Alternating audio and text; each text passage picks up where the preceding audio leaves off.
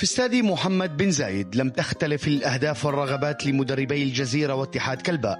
رادوي يطارد الانتصار الأول وكذلك المؤقت غازي فهد، وإن كان الضغط أكثر على رادوي الذي خسر أول مباراتين له ضد النصر والوحدة.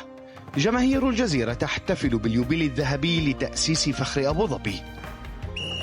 أول تهديد حقيقي كان لمصلحة الضيوف بكرة يجيدها الإيراني مهدي قايدي، لكن خبرة علي خصيف منعته من هدف معتاد. مرة أخرى التهديد من اتحاد كلباء وليوناردو يسدد كرة تعلو العارضة بقليل.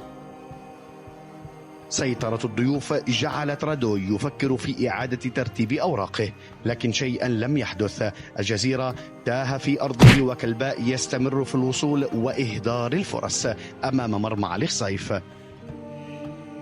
وأخيرا ظهر الجزيرة في الشوط الأول وإن كان من خطأ دفاعي لاتحاد كلباء، لكن الحارس عيسى الهوتي منع ببراعة كيبانو من تسجيل هدف جزروي أول ليزدل الستار بذلك عن شوط كان اتحاد كلباء الأفضل فيه. تدخلات رادوي بدأت منذ انطلاق الشوط الثاني. أبو بكر كمارا بديلا لعلي مبخوت. أحقية اتحاد كلباء التي لم تترجم في الشوط الأول تحققت أخيرا.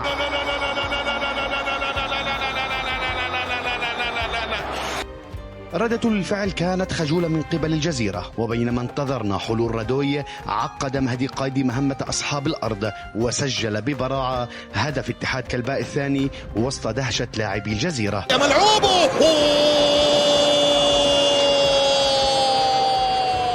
أوضاع رادوي لا تتحمل خسارة ثالثة على التوالي. كرة على بشار في المنطقة، تسديده.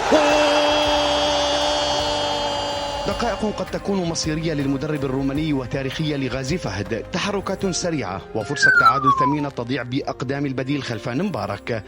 المباراة تحولت سجانا بين علي خصيف وعيسى الهوتي، فالأول يقف أمام كرة غوستافو ببراعة، والآخر يقف أسدا بوجه تسديدة عمر تراوري.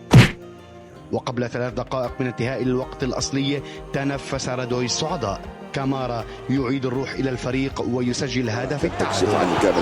بابا جول جول جول جول، يا سلام. نتيجة عادلة عطفا على ما قدمه الفريقان من مردود في أرض الملعب. وصحيح أن رادوي لم يخسر للمرة الثالثة تواليا، لكنه لم يحقق الانتصار كذلك.